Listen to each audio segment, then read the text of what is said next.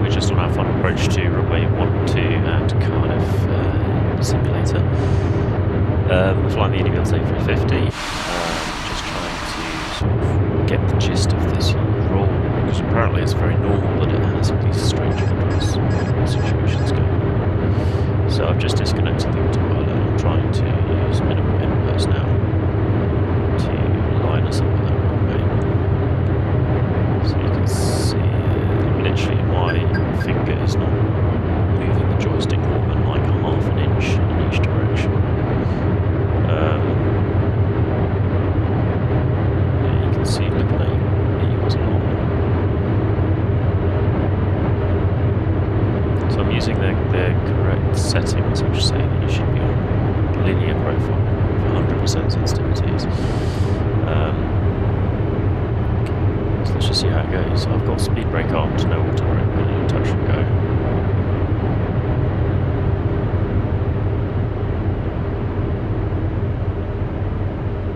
So the idea is this plane practically flies itself. 500.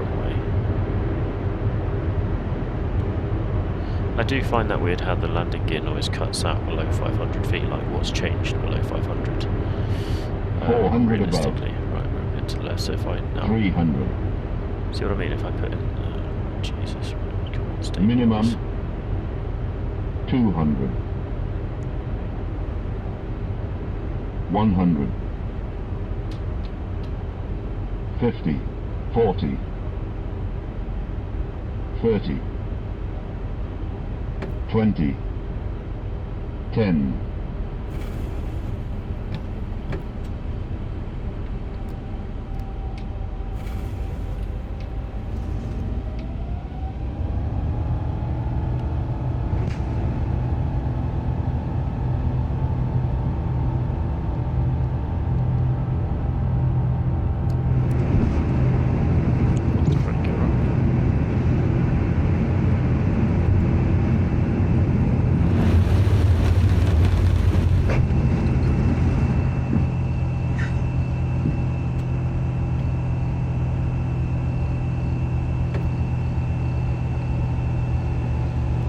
Decline at 90 degrees, so we're going to go down to 310. 210, sorry. Again, this is too slow on the acceleration there, it's kind of annoying.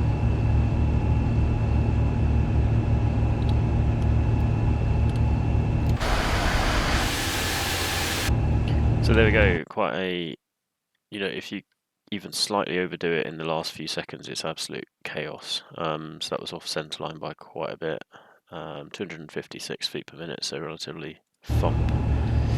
Would like to get it smoother than that.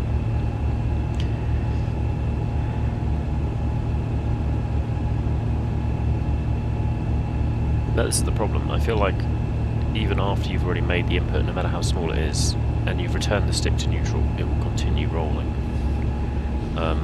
And it's not like it's the sum of inputs or something like that.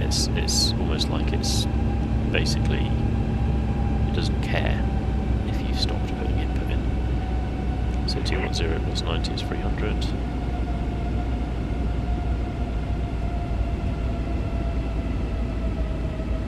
Which fuel we've got 6.5 tons left, so we've got 2 rounds, I'd say.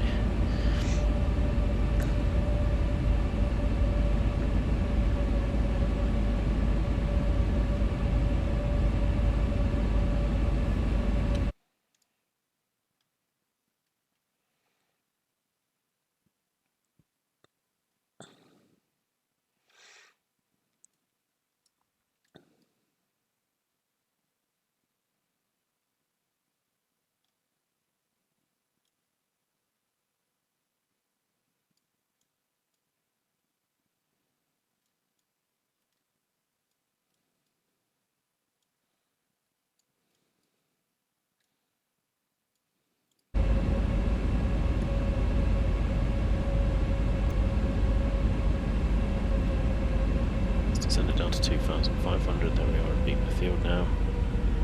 Activate approach. Confirm. lap is 1:44 again.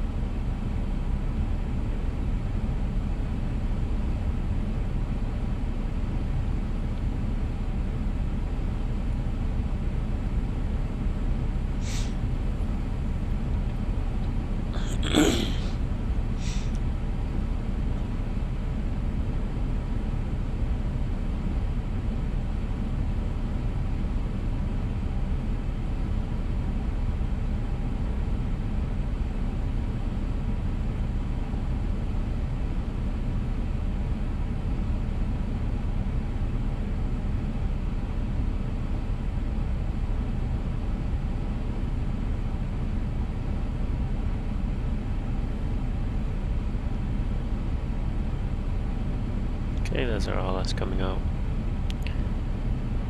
So 10 degrees to the right. Laps 1.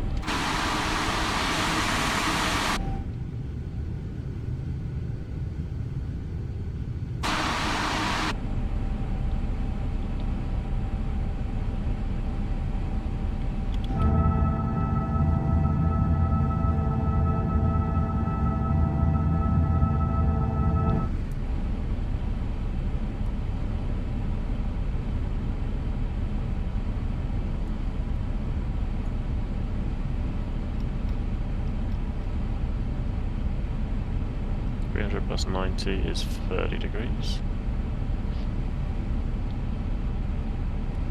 2,500.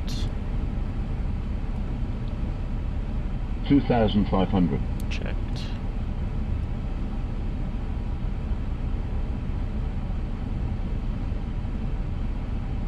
Laps 2.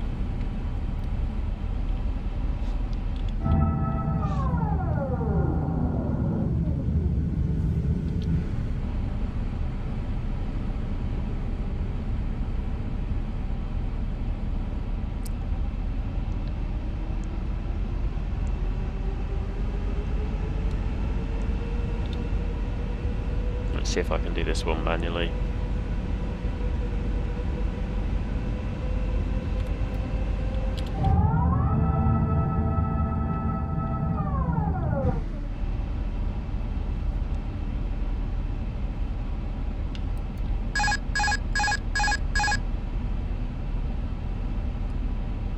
So you see that with the right turn there? It almost pauses any yaw in the correct direction. So if I do a left turn now, it actually exaggerates the yaw towards the right, and if I do a right turn, the yaw to the left is exaggerated. Now that's realistic for an aircraft which is not being coordinated, and this is where I'm having a bit of an issue with this aircraft. It's like, if I coordinate the turns properly, that is what it will look like. And the reason why that's happened is because I've input a small amount of rudder. But you shouldn't really be flying an airliner of this size with rudder.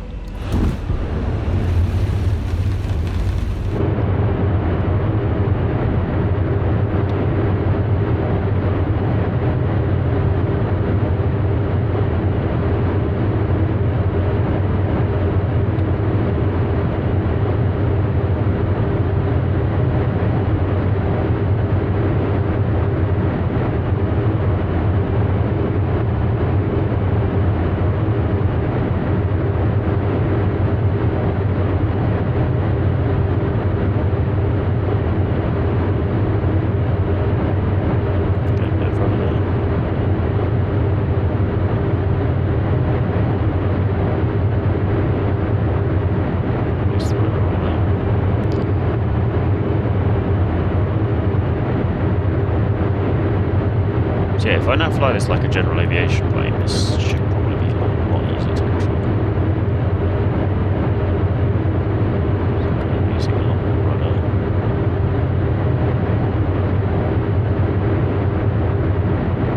Very micro rudder inputs, but I'm still doing them.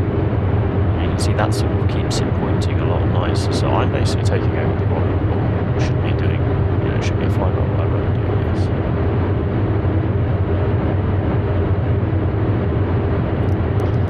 See how I'm reducing that adverse yaw by adding very small landage, just slight. I mean, you can probably see if I do that.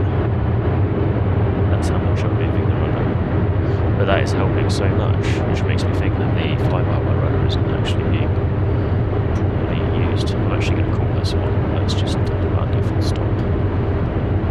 So brake out.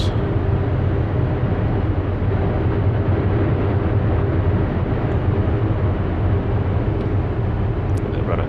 And all that's doing is it's just sort of keeping the coordination of the aircraft as we make these tiny roll inputs. And it's just preventing this weird swinging that seems to be happening to the opposite direction of any bank. So go just a bit there. 400 above. Okay, you're gonna have to do a left. 300. Minimum. 200. 100. 50. 40. 30, 20, 10.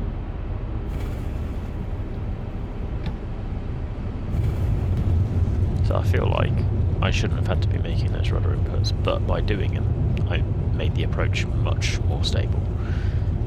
That's my take on it. I think something's missing in the rudder. This is not really a yaw damper or fly-by-wire rudder input. Auto brake off. We'll taxi out to BA maintenance now.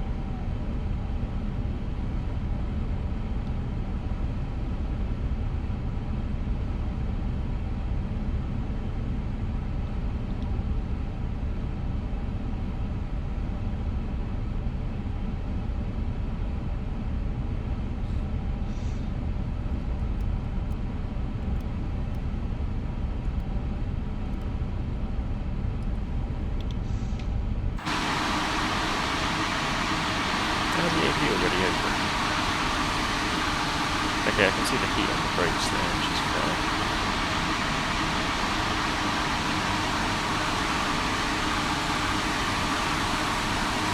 So BA maintenance is the large hangar at the end there. Second landing rate then.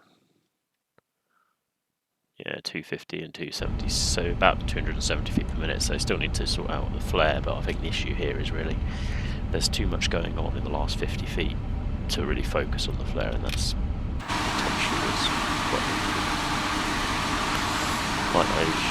I'm probably doing this the whole way down the approach.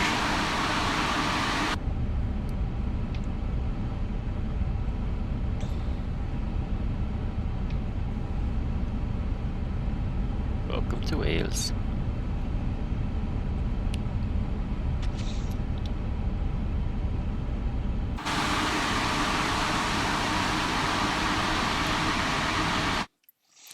Top trick if this ever happens to you on DXT12, just turn frame gen on and off.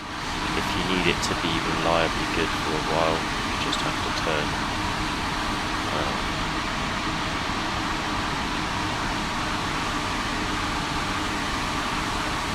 frame gen completely off. Just leave it like that. Like now it's come back again, so I'm just going to go into gen, turn off frame gen, apply and save. It doesn't affect it as much. I'm going to get a low effect there.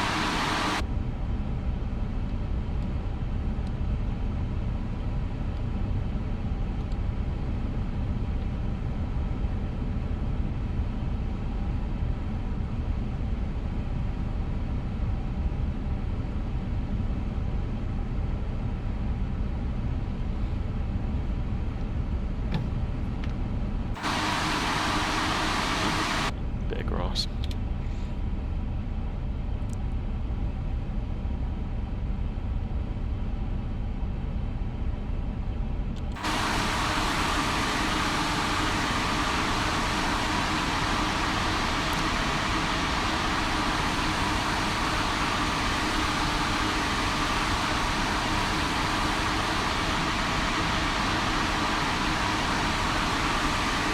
So in real life, obviously, the hangar would be opened going in. But we'll just park in front of it for this